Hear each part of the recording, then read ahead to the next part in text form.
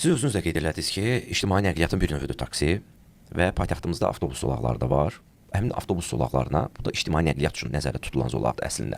Çünki avtobus zolağı olsa şirkətlərə xidmət edən avtobuslar da ora daxil ola bilər. Bunun adını biz avtobus zolağı kimi qeyd edirik. Necə ki, mikromobillik zolağına velosiped zolağı deyirik.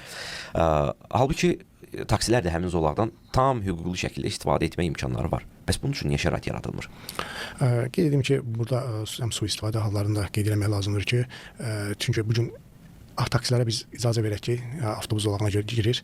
Bir misal üçün tutalım, hər hansı başqa bir şəxs də görsə ki, avtobus zolağına taksinin girmək problemi var. Artıq da o nəqliyyat vasitəsini, öz nəqliyyat vasitəsini sənəd alaraq ora girməyə çalışacaq. Bununla bağlı təbii ki, işlər aparılır.